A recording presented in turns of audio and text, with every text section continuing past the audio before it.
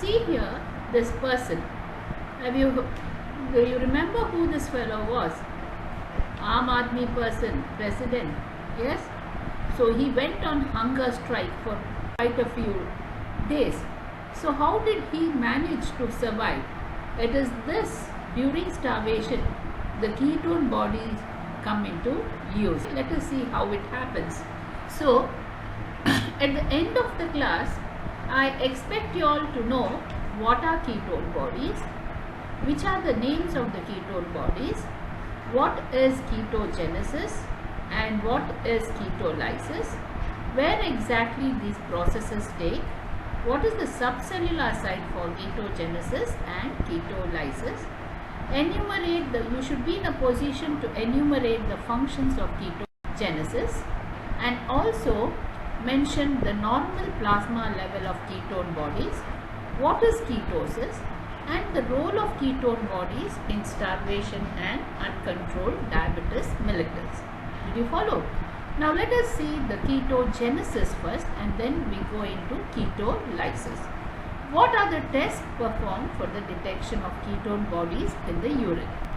Now coming to the definition, it is nothing but, you saw beta oxidation, right? The end product is acetyl-CoA. So this ketone body is nothing but product of incomplete oxidation of fatty acid. So this is formed when fat catabolism is increased. Okay, when there is excess fat catabolism, there is excess production of acetyl-CoA which cannot be tackled by the TCA cycle. So it goes into the synthesis of ketone bodies. Is that clear? Now, there are three different ketone bodies. The primary ketone body is acetoacetate and the secondary ketone bodies are nothing but beta hydroxybutyrate and acetone, which is an volatile acid.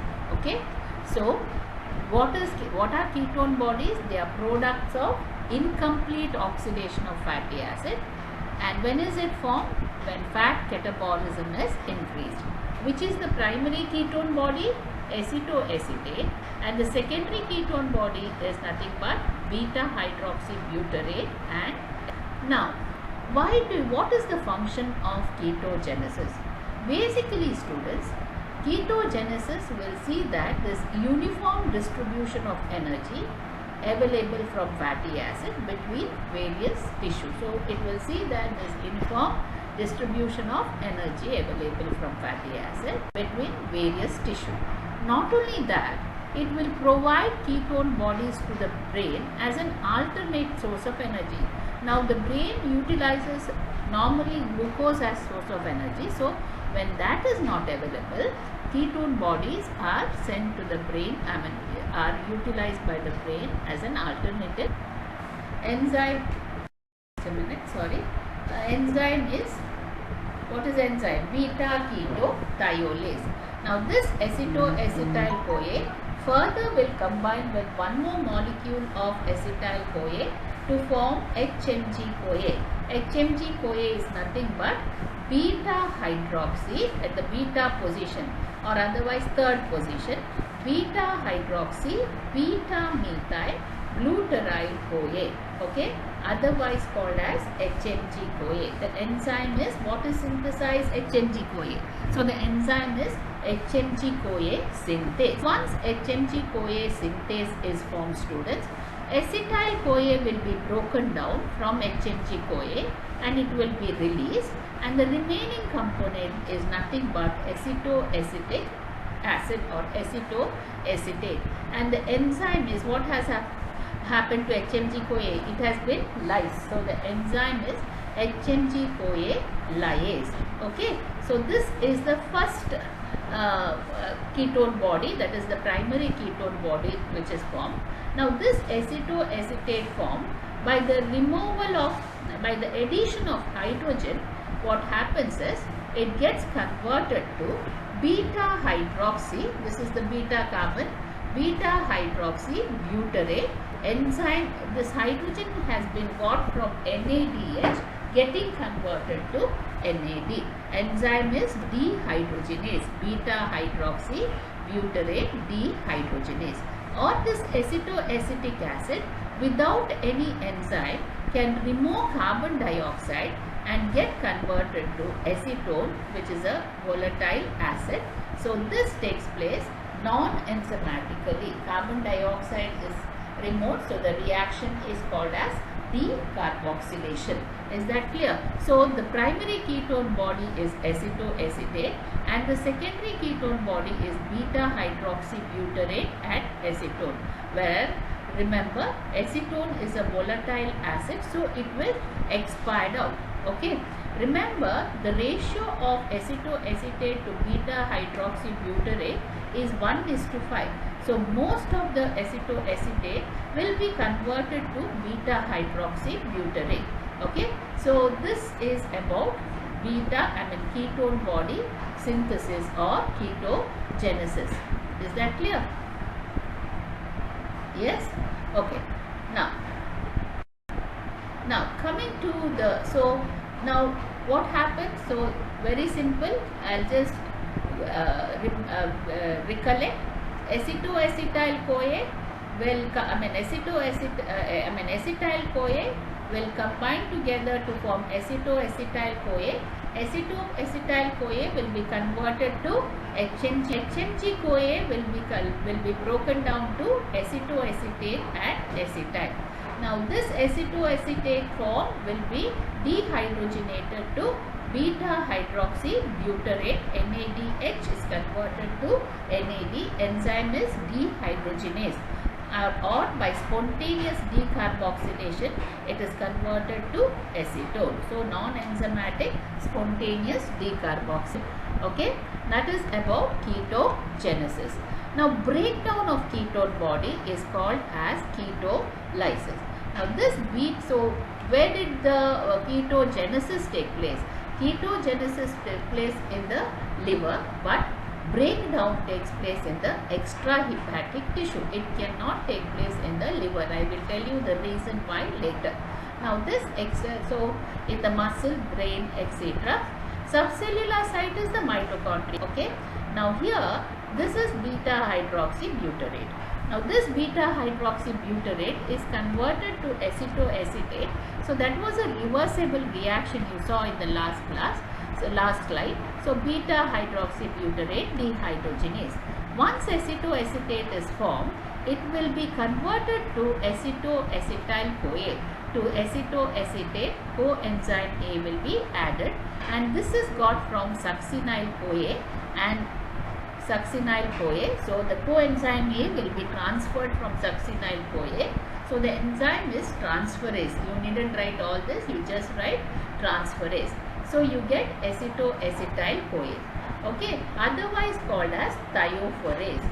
Now remember, this enzyme thiopherase is absent in the liver, so ketolysis does not take place in the liver. Only ketogenesis takes place and ketolysis does not take place in the liver, because the reason being thiopherase is absent in the liver. Now this acetoacetyl CoA form with one more CoA will break in the center to form two molecules of acetyl CoA. Okay, the enzyme is beta ketothiolase. Now this acetyl CoA then enters the TCA cycle to give carbon dioxide and water. Now this succinate also is an intermediate of the TCA cycle, and that also will give water. Remember, so the primary ketone body is acetoacetate. Secondary ketone bodies are beta hydroxybutyrate and acetone. Out of that, remember, acetone cannot be utilized because it is eliminated. It's a volatile acid, so it is eliminated through the expired air. Okay. Now, ketogenesis is low in a well-fed condition. Okay. Increased when fat catabolism is increased. Okay. Now, when fat catabolism is increased, students, what happens to free fatty acid? It will be increased, okay, in the plasma. So when free fatty acid is more, ketogenesis is more. So why there is increased plasma of free fatty acid? Lots of fat are broken down in the adipose tissue, okay, or high fat diet. Why there is increased lipolysis? Because there is no carbohydrate utilization. Why no carbohydrate utilization? Either you are fasting or it could be due to less of insulin. So remember, ketogenesis, when there is increased free fatty acid in the plasma, ketogenesis is increased, and this increased in free fatty acid is because of increased lipolysis in the adipose tissue, or if you are taking a very high fat diet. Why increase lipolysis in the adipose tissue? Mainly because decreased carbohydrate is utilized, and that could happen in two conditions, either in starvation or when there is insulin deficiency. Once again, the normal plasma level of ketone bodies is 1 to 3 milligrams per dl, and beta hydroxybutyrate concentration is more than acetoacetate. Is that clear? Okay. Now what is ketosis? Now when the level of ketone bodies goes above 3 milligrams per dl, the condition is called as ketosis.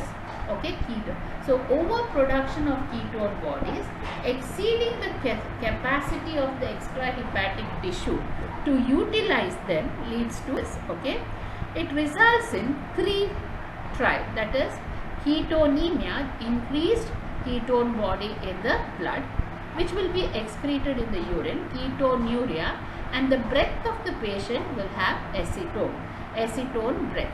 All put together is called as ketosis. What could be the reason for ketosis? One is prolonged starvation. If you starve for 1 day, it is not. When you stop, the starvation is prolonged, then after 24 hours, then you may find ketone. Prolonged starvation and severe uncontrolled diabetes mellitus. Okay. Now, in both these conditions, there is decreased carbohydrate utilization and insulin is also less.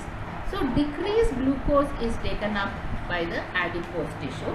So lipolysis takes place. So plasma free fatty acid increases. Naturally ketone body formation increases. Is that okay? So what are the effects? Now these ketone bodies are acids, isn't it? So they will accumulate in the body. So it is acidosis. Why ketoacidosis? This acidosis is due to ketone body. So ketoacidosis. Okay. Then because of ketoacidosis, to overcome this, there will be rapid and short breathing, and that type of breathing is called as Kussmaul's breathing. Is that clear? Now because of this, naturally there is vomiting and diarrhea. Naturally, when there is vomiting and diarrhea, patient goes into dehydration due to osmotic diuresis. Okay, and this will lead to hypotension. So remember, to such patient who is having ketosis should be given 50 to 100 grams of carbohydrate per day to avoid ketosis. What are the tests you do for ketone bodies in the urine? You do 2 tests, Rothera's test for acetoacetic acid and acetone, and Gerard's test for acetoacetic acid. So these are the 2 tests you do for bodies. So what are the salient features of ketosis?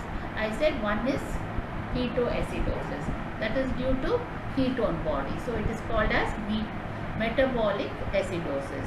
So to overcome these acids, the buffers will be used. So reduced buffer. There will be Kussmaul's breathing. The patient's breath will smell of acetone. Vomiting and diarrhea, nausea will be there. So there is dehydration. So because of vomiting and dehydration, sodium loss is there, and finally they may go into coma. The 2 tests what you are going to do is the Rothera's test, that is for ketone bodies, is for acetoacetic acid and acetone, and you do one more test called Gerard's test, which is specific for acetoacetic acid. So that's all about ketone bodies.